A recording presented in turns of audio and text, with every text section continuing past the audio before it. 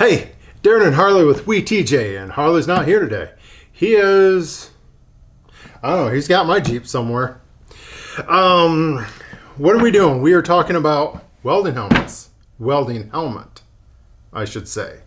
You're like, Darren, we thought this was a Jeep channel. Well, let me tell you what. If you wheel a Jeep, or for that matter, any 4x4, you're going to be welding on it. Plain and simple, unless you're taking it to the garage. And I built the cart last episode. Got the ESOP 205 on there. Haven't even ran it yet as of filming this, but I already know I'm gonna love it. From people that have done reviews on it and already own the 215. 215 being kick butt. That's an awesome welder. So I know I'm gonna love that. But I went ahead and put some good money out for a helmet. Bought this Panoramaxx. It's Optrel. What is it? Panoramaxx crystal. Where does it say crystal? Yeah, it should say crystal somewhere. Oh,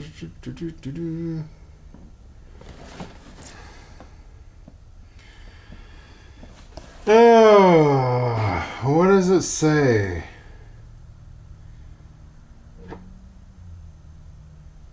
This is supposed to be crystal, so I need to make sure it is.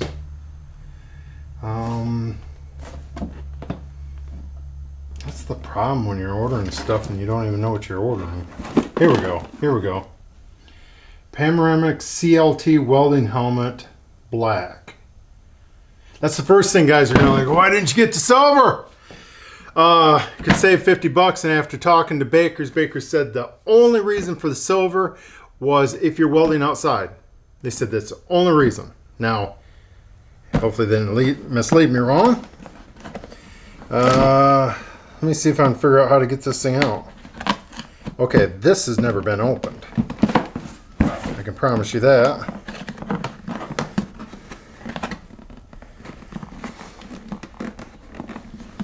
I don't think this is sealed here.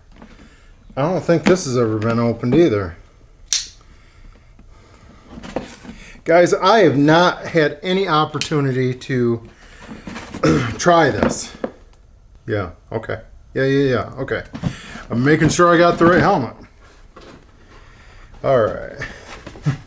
Sorry you guys like this guy. Okay. Alright. Unboxing videos are completely stupid. So why are you doing one? Well, one of the reasons is there's nothing out there concerning this helmet. So let me change where the camera is, and I'm going to show you to the best of my ability about this helmet. Alright, so yesterday fell apart. We got a Jeep back, people came in, dog wanted to talk to me, everything fell apart, so I had to shut the camera off. Alright, I want to talk about this. You know what we're talking about. We're talking about this Optrel. It does come with this cool bag. You put it in here. And it comes with this little backpack. Hey. Okay. I don't know, over in Switzerland, people go to welding college for a long time? I don't know. I guess that'd be kind of nice to have that. So I pulled the shield off. And a couple things I'm going to get right down into, things that as a hobbyist, a four-wheel driver, a kind of a motorhead, what I'm looking for in a welding helmet. So I'm not a professional welder. I get it done though. And I'm gonna tell you things I was nervous about, a couple things that I've already looked at that I'm like, and other things that I'm like, oh yeah. Okay. All right. So the first thing I wanted to talk about, and this is just a little tidbit of information. So I was talking to a welding manufacturer, and I'm not going to say who because I don't want this person, regardless. So you take a stab in the dark, whether it's Everlast, Miller, ESAB, Lincoln. I was actually talking to them, and if you guys follow my channel, I do that. I will get on the phone and talk to these companies. I'll see if I can get, if it's a smaller company, a lot of times I get on the phone with the owner. If it's one of their techs, and I can pretty much rule out in just a few questions whether or not I want to be invested in their company or their part. Well, as I was talking to this guy, and I brought up that I was possibly looking at not, because all them companies make their brand helmets, and I was looking at all of them. I looked at all these companies' helmets. The only one I didn't look at was Speedline, 3M Speedline. But I told him what helmet I was looking at, and he's like, we make a really good helmet, but he says, that's a really good helmet. And he says, that's all I'm going to say. So I took that from this guy that he was not telling me to not buy theirs, but he was saying that's a really good helmet. So it kind of confirmed what I thought. So and when you're reading in people down in the comments, there's so much, people are blowing so much smoke and so much crap and so much disinformation. I was really reluctant. The first time I started hearing Optrel or 2.0 Crystal, I'm like, here we go again. This is the Tons and 40 crowd and King Shock crowd all over again. And I was just, and I'm not, I'm going to get myself branded that I'm that type of guy, but I will listen to the people that actually have it. But from the people that don't have it, I don't want to hear your opinion. I only want to hear opinions from people that actually have them. That's just my 2 cents. All right. First thing I wanted to point out was this nest, cradle. The area that your skull resides in. The time. This can make or break a helmet, and I got to tell you, this was my biggest concern with this because, man, a couple of times I saw videos, and there's very few videos out there of this. But the couple glimpses was Baker's. I saw him messing with one. I saw this right here, and I saw him flicking. I was like, what type of trash is that? But I was like, are they going to really put trash on their top of the line helmet? I was really reluctant. So reluctant that I ordered the 2.0 Crystal first time. And then I switched to the Panoramaxx, which automatically comes with this style. But I was really reluctant about this. Either way, this is what I found out about it. Do I like it or do I hate it? I think I like it. But, put it in there. This guy rests really far back on your skull. I've never had one that goes that low. Okay, here's another thing. The adjustments on it are very, I would say each adjustment is like 3 to your standard click on of a normal helmet. So micro adjustments. When you turn it backwards, instant loose.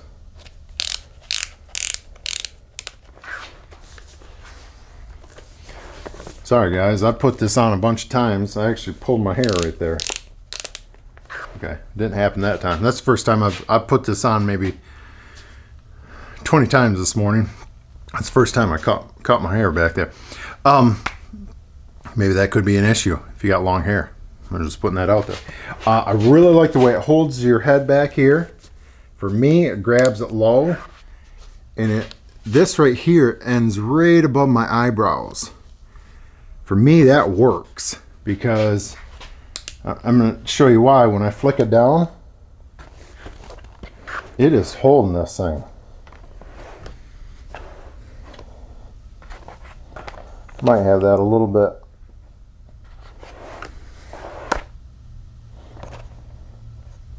Very cool. This right here, I consider this a pass. I think this is a win right here. I think it's more than a pass. I think it's a win. You know what? I was gonna point something that I didn't like, but let me come back to that. All right, let's go ahead. This is the second thing. Let me throw something in there that I don't like. All right, one of my requirements for a helmet is that it had to have knobs. I'm not fond of digital. I'd rather have knobs. You guys even notice when I changed my stereo out in my Jeep, I had to have knobs. I like the touch screens and all that, and I just rather have knobs. It is what it is. How the freak do you get to these knobs? I mean, I'm not an engineer. I'm not. Yeah, I had technically a little over 4.0 in college, which I didn't finish college. But how do you get to the knobs? Come on, peoples. Are we even trying? All right. So you can push this down, or you can pull this up.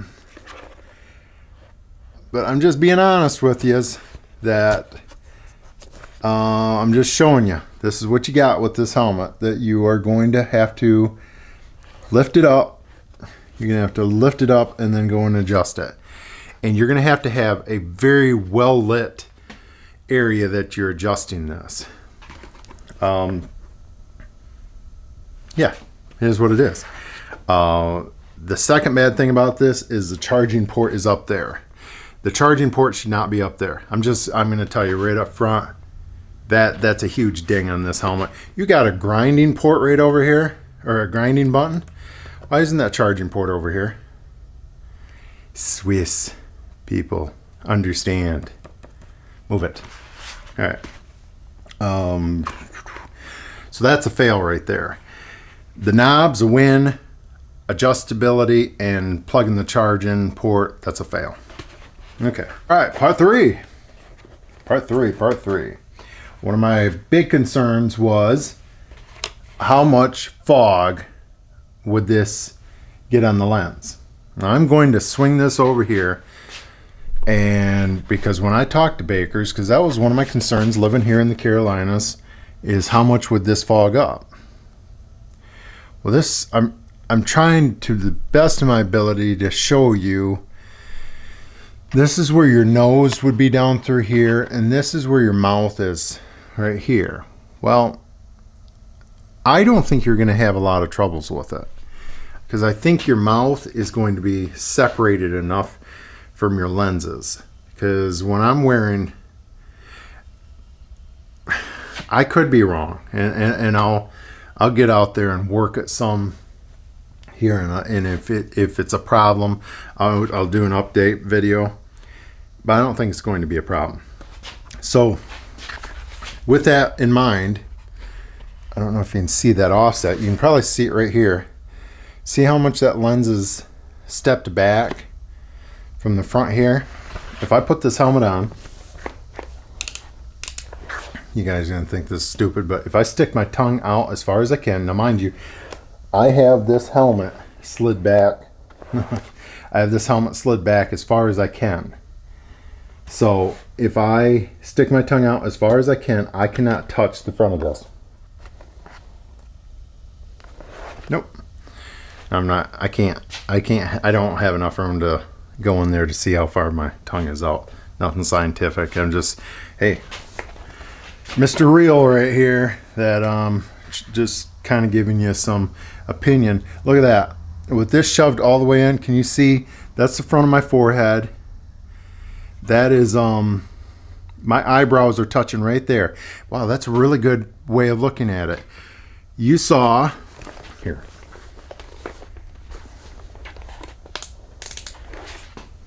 You see this right here above my eyebrows? So, and when it's setting, so that means my eyes are right here looking out.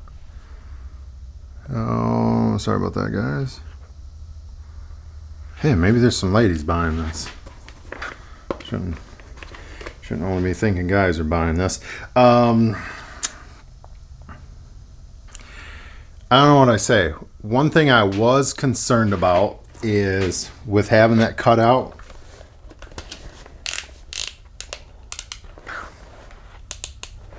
I don't know why I loosened it. I didn't need to. It's just I've gotten with. It's just going to take me a little bit to get used to. But with it fitting a little bit more contoured to your face, I was worried about doing this and getting whaled in the face. Now it's touching. It comes down there and bumps here. That one was perfect. I got bumped a little bit that time. Perfect. Perfect. Perfect. So those are perfect. They come down and it's sealing pretty close to there. I mean, I can feel when it comes down there, it's touching all there, of course, and then it lets back up. Now, mind you, the lens or the hood helmet, whatever you want to say, is pushed as far back into this, so you actually have 2 more adjustments that you can push this out. So we covered the adjustability. We covered me being concerned about this right here, which I think this thing is going to be phenomenal. The knobs and the charging port. What else? Oh, another thing is I wanted a helmet that was flexible. I did not want a stiff helmet. Now, I can't tell. The ESAB 050, I could tell theirs looked almost a little bit more rubbery. So that was a little bit more what I was looking for, but their helmet's kind of big. Whereas you look at the Lincolns and even the Millers, they're skinnier. But where I've ran into problems is welding into wheel wells is I'll hit right here. Now I am planning on getting a Miller, what are the mask helmets? They have the goggles and the hood and all that. I'm planning on getting one of those. I am going to get one. I just haven't pulled the trigger on it yet. And then I found another guy that he's found some fire retardant hoods that he's using with that, so it's a lot easier for welding. So that would offset this issue right here. But like when I'm going into a wheel well or welding up under a chassis, and that for particular this helmet right here is rigid, and I would try to shove my head up into area. I just needed another 1/2 inch, 3/4 of an inch to see. This one would not allow me to do it. And then I was getting in there and cocking the helmet to where I couldn't see what I was doing. This one right here. See, if I had to shove my head into it, it would just push down. So you probably didn't hear anything I said, but how about this? Yeah. So, yeah. So I think that passes one of the things that I needed. All right, so last but not least, the viewing range. So I was wearing this last evening, looking through it, and I was like, so is this all hype about the viewing range with this? And I'm looking through it, and I was like, it's not that big. I was like, here we go again. People blowing smoke and all this. Then I went and grabbed this. Now, of course, this is a smaller viewing area, but I was like, wow. I could not believe the difference. How much more visibility. It's to the point, this is the best way I could say this. This helmet is to the point that the only additional coverage that you'll need is if you just want to watch stuff when you're welding. I guess that's the way I could say it. If you want to watch people's feet walking up or kid kicking a soccer ball or what have you. Yeah, so it's getting that large. I mean, guys, we're only welding this much. Now, I understand that sometimes you have to pull your helmet down and you're not looking straight out. You're looking out this side of your helmet. I understand that. But I think this is getting good enough to where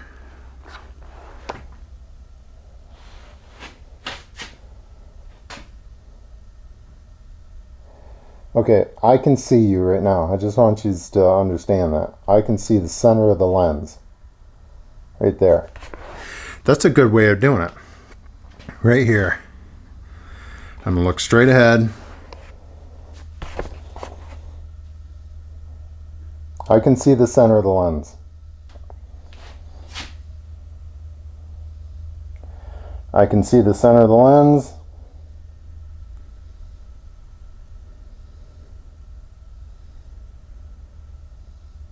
I can see the center of the lens right there. So visibility is pretty excellent, I would say. All right. I don't know how much more information I can give you on the helmet. I mean, I'm not going to go into this, how good the color is and all that, because that's not coming from a someone that looks through lenses all the time. So I can't. I don't want to even go down that road because I'm just blowing smoke at that point.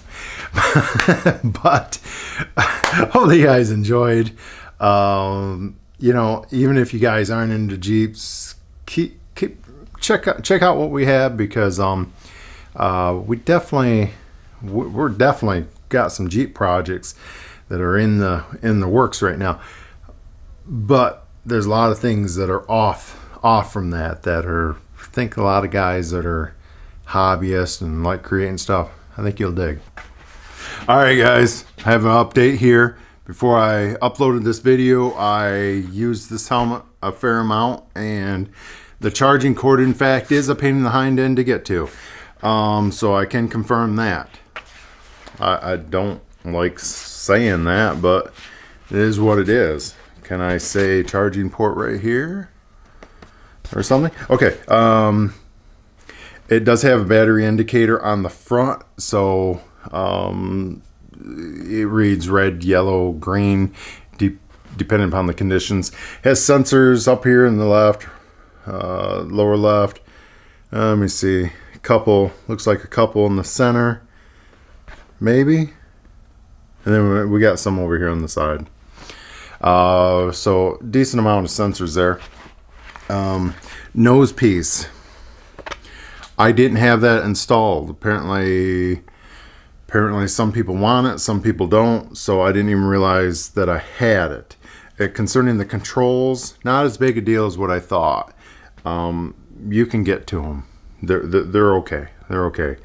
The charging cord, though, yeah, I don't know about that. The auto sensing, man, is stupid sensitive. I mean, I haven't adjusted anything as far as the sensitivity, but just my phone going off, lighting up, puts this into another shade, darken it up a little bit. So that's kind of cool. The color, this is the last thing I want to talk about. The color on this is, from my perspective, phenomenal. I'm very happy with the color. None of the yellow and green hues, those are gone. This is like if you're looking at a piece of aluminum, it actually looks like a piece of aluminum. And when you strike that arc, it's a nice crisp blue arc. So that's it, guys. Hope you enjoyed.